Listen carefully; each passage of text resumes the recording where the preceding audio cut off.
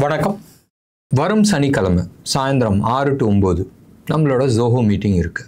ஜோஹோ மீட்டிங்கில் ரெகுலராக ஆல்மோஸ்ட் இப்போ லாஸ்ட் ஒரு 5-6 வீக்ஸாகவே நம்ம வந்து நீங்கள் கேட்ட ஸ்டாக்ஸ் ஆல்மோஸ்ட் 50-60 ஸ்டாக்ஸை பற்றி நம்ம டிஸ்கஸ் பண்ணுறோம். என் சைடில் வந்து நிறைய ஸ்டாக்ஸ் பற்றி டிஸ்கஸ் பண்ணுறோம். அண்ட் டிஸ்கஸ் பண்ணுறதுல இந்த ஸ்டாக் நல்லா இருக்குது பாருங்கன்னு சொல்கிறதுல நிறைய விஷயங்கள் நடந்துருக்கு. மார்க்கெட் எப்படி வேணால் இருக்கட்டும், வாலட்டைலாக இருக்கட்டும், எப்படி வேணால் இருக்கட்டும், நம்ம சொல்கிற ஸ்டாக், டிஸ்கஸ் பண்ணுற ஸ்டாக் லைவில் இருக்குது. நம்ம போய் சொல்லணுன்ற அவசியம் கிடையாது. நிச்சயமாக வாங்க, பார்ட்டிசிபேட் பண்ணுங்கள், இன்ட்ரெஸ்டிங்காக இருக்கும். பண்ண வேண்டியது ரொம்ப சிம்பிள். கீழே ரேசர் பே லிங்க் இருக்குது, கிளிக் பண்ணிவிட்டு 236 rupees பே பண்ணுங்கள். பே பண்ணிவிட்டு அந்த ஸ்க்ரீன்ஷாட்டை வந்து எங்களோட வாட்ஸ்அப் நம்பருக்கு ஷேர் பண்ணுங்கள். 9444468888க்கு. இன்ட்ரெஸ்டிங்காக இருக்கும். எக்ஸ்பைரி ஆகிடுச்சு. அடுத்த மாதம் எப்படி இருக்குன்றதை நம்ம டிஸ்கஸ் பண்ணலாம். 1. 2வது, அக்டோபர் 15 நம்மளோட நெக்ஸ்ட் பேட்ச் ட்ரைனிங் ஆரம்பிக்கிறோம். அண்ட் தள்ளி போட்டுக்கிட்டே இருந்தோம். பட் டெஃபினட்டாக அக்டோபர் 15 நம்மளோட நெக்ஸ்ட் பேட்ச் ஸ்டார்ட் ஆகுது. நிறைய இன்ட்ரெஸ்டிங் விஷயம் இருக்கும். அண்ட் எங்களோட 4th பேட்ச் ஸ்டூடெண்ட் ஆகட்டும், 3rd, 2nd பேட்ச் ஸ்டூடெண்ட்ஸ் ஆகட்டும், லைவாக நிறைய விஷயங்கள் பார்த்துட்ருக்காங்க. டெஸ்டிமோனியல் வேணுமா, நிறையா கொடுக்கலாம், எக்கச்சக்கமாக கொடுக்கலாம். அண்ட் நான் சார்ட் போடுறதோட அவங்க ஷேர் பண்ணுற சார்ட்ஸ் நிறைய இருக்குது. கம்ப்ளீட்டாக ரைட் ஃப்ரம் ஷேர் மார்க்கெட்னா என்னன்ற லெவல்லேருந்து candlestick pattern, chart patterns, indicators, trend lines, classical technical analysis, price action. ஒன்றும் இல்லை, பழைய சமாச்சாரத்தை புதுசாக கொடுத்துட்டு ப்ரைஸ் ஆக்ஷன் சொல்லிகிட்டு இருக்காங்க. Classical technical analysis, right, trend லைன்ஸ்லாம் போட்டு மற்ற இண்டிகேட்டர்ஸ்லாம் போட்டு பார்க்குறது தான் நம்ம வந்து ப்ரைஸ் ஆக்ஷன்ற பேரில் வந்து சொல்லிகிட்டு இருக்காங்க. Supply, demand, price action all mean same. நம்ம ப்ராக்டிக்கல் ஆஸ்பெக்ட்ஸில் நம்ம பார்க்கலாம். ஆப்ஷன் பையிங்கும் நம்ம பார்ப்போம், ஆப்ஷன் ஷெல்லிங்கும் நம்ம பார்ப்போம். ஏன் ஆப்ஷன்ஸை பிரித்து மேய்ஞ்சு போகிறோம். ஸோ ஓப்பன் இன்ட்ரெஸ்ட் ஆகட்டும், அது வந்து ஃபியூச்சர்ஸ் ஆகட்டும், ஆப்ஷன்ஸ் ஆகட்டும், பிரித்து மேயும் போதும் உங்களுக்கு கம்ப்ளீட் ஸ்ட்ரக்சர் தெரியும். அப்போ ஆப்ஷன் பையிங் பண்ணுமா செல்லிங் பண்ணுமான்றது நீங்களே டிசிஷன்ஸ் பண்ண முடியும். இது இல்லாத எலியட்ஸ் வேவ் இருக்குது. இது இல்லாத நம்ம ஃபிபனாச்சி இன்டெப்த் நம்ம பார்ப்போம். இண்டிகேட்டர்ஸில் அந்த மேலோட்டமாக பார்க்குற சமாச்சாரம் கிடையாது. இன்டெப்த் ஒன்று பிரித்து மேவும். அப்போ என்ன ஆகும்னு சொன்னால், அந்த இண்டிகேட்டரை எந்த பர்பஸ்க்கோசரம் கொடுத்தாங்களோ அந்த டெப்த்தில் வந்து நம்ம போய் பார்ப்போம். பண்ண வேண்டியது ரொம்ப சிம்பிள். கால் பண்ணுங்கள், டவுட்ஸ் ஏதாச்சும் இருந்துச்சுன்னா கேட்டுக்கலாம். 9444468888. 58 points, ரைட். மார்க்கெட் மோர் ஃப்ளாட்டிஷாக இருந்துச்சு. ஒரு விஷயம், தொட்டுட்டேனேன்னு சொல்லிட்டு 26,000 லெவலில் வந்து அதுக்கு மேலே வந்து க்ளோஸ் ஆகிருக்கு. க்ளோஸ் ஆன level 26,003, right. Last half an hour 259. அப்போ வந்து மார்க்கெட் செம்ம ரேலி. இன்றைக்கி whole day I was not available in the office. And இந்த சென்ஸ் நான் வந்து சார்ட் எதுவுமே நான் வந்து பார்க்கல. மார்க்கெட்டில் என்ன ஓடிட்டுருக்குன்றது எதுவுமே நம்ம பார்க்கல. மார்க்கெட் இன்றைக்கி கிளாரிட்டி இருக்காதுன்றது தெளிவாக இருந்துச்சு. ஸோ அதனால் சார்ட்டை பார்க்காத உட்காந்துக்கிட்டு இருந்தது. இந்த ப்ரோக்ராம் ரெக்கார்ட் பண்ணுறதுக்கு ஒரு 10-15 மினிட்ஸ்க்கு முன்னாடி தான் வந்து சார்ட்டை பார்த்தேன். லாஸ்ட் 15 மினிட்ஸ் செம்ம ரேலி. பேங்க் நிஃப்டி இன்றைக்கி எடுத்துக்கிட்டிங்கன்னா ஆல்மோஸ்ட் 133 points, அதுவும் வந்து ஃப்ளாட்டிஷாக இருந்துச்சு.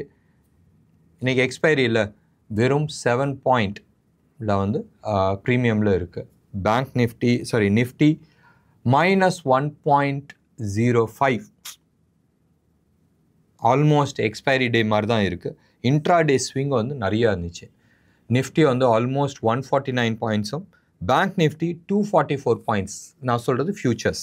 இன்றைக்கி ராஜா யாருன்னு சொன்னால் ரியாலிட்டியில் காட்ரேஜ் ப்ராப்பர்ட்டி பாக்கா பிரேக் அவுட் ஆகிருக்கு, ரைட். லாஸ்ட் 3 days-ஆகவே நல்ல ரேலி கொடுத்துருக்கு அண்ட் பிரேக் அவுட் ஆகிருக்கு. நியூ ஆல் டைம் ஹை பண்ணுறதுக்கான நிறைய பாசிபிலிட்டிஸ் இருக்குது. கரண்ட் லெவல்லேருந்து ஆல்மோஸ்ட் 15% அப்சைடு போகிறதுக்கான நிறைய வாய்ப்புகள் இருக்குது.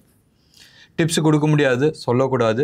ஸோ ஹிண்ட்டு கொடுத்துருக்குறேன். காட்ரேஜ் ப்ராப்பர்ட்டி அடுத்த ஒரு 15-20 நாளில் வந்து ஒரு 15% அப் போகிறதுக்கான சான்சஸ் இருக்குது. Oberoi realities new all time high break ஆகி மேலே போயிட்டுருக்கு, நல்ல ப்ராஸ்பெக்ட்ஸ் இருக்குது.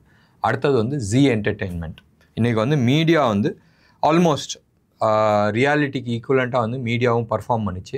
மீடியாவில் நீங்கள் வந்து எடுத்து பார்த்தீங்கன்னா 2 ஸ்டாக், ரைட். மொதல் ஸ்டாக் வந்து 25% வெயிட்டேஜ். யார்? ஜி. இன்ஃபேக்ட் 25.4% வந்து வெயிட்டேஜ். ரெண்டாவது வந்து ஐநாக்ஸ், ரைட், பிவிஆர் ஐநாக்ஸ் 20.94 21 வச்சிங்களேன்.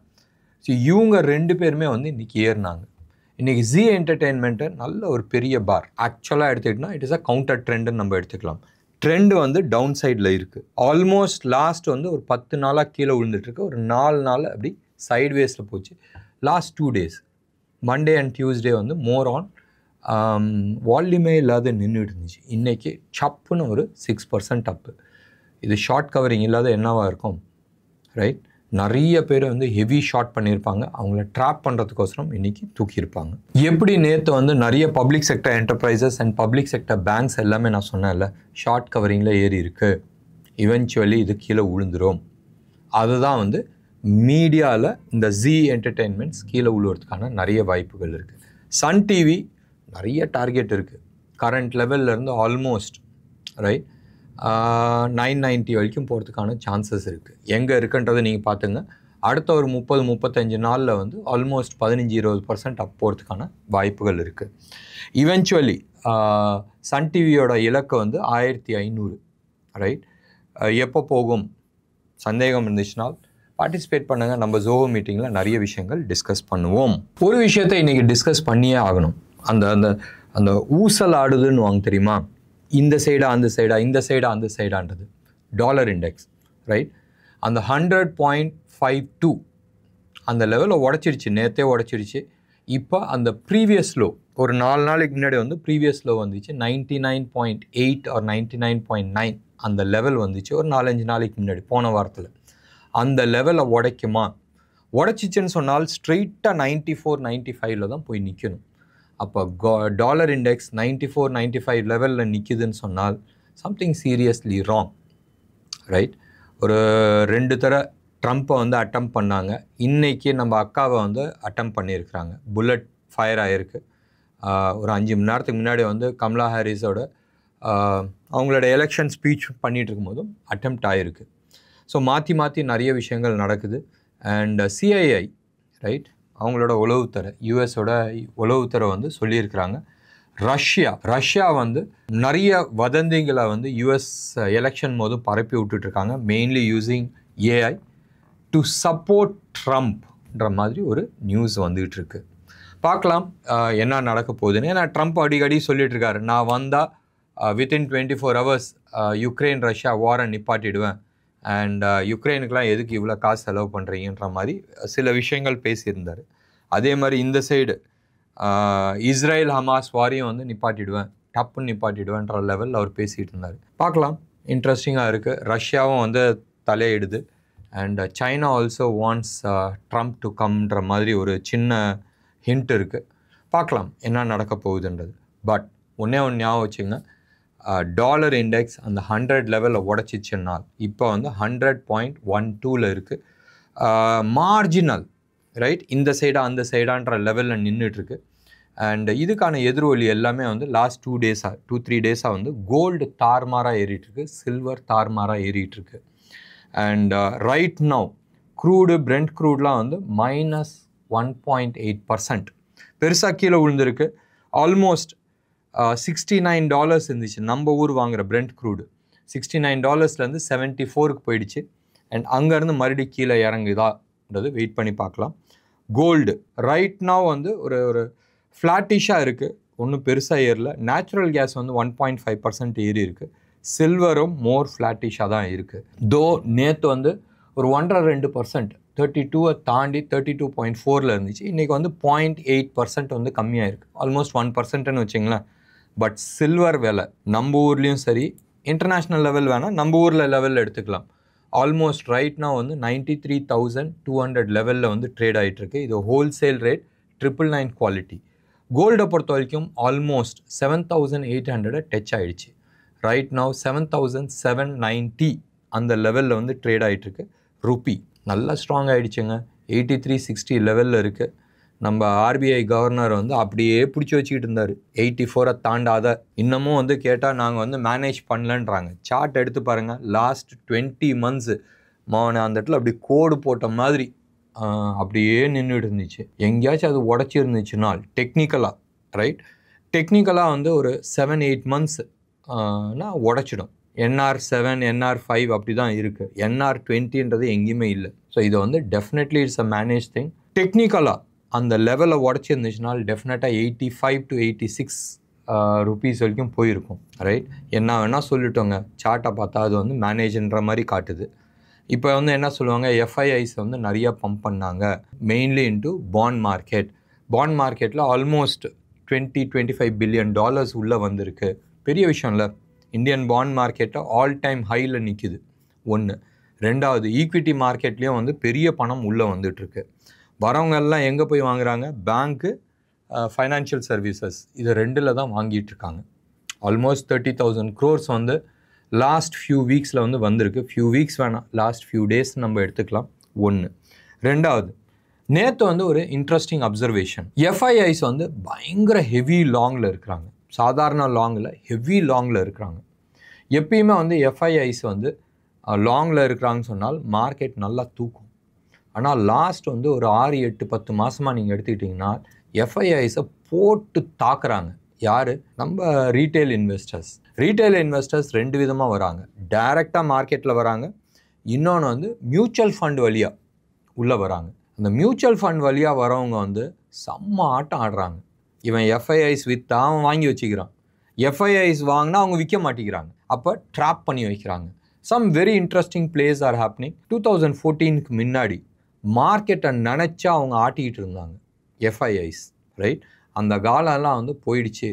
லாஸ்ட் ஒரு 5-6 இயர்ஸாக வந்து there is a real stabilisation which is there in the market.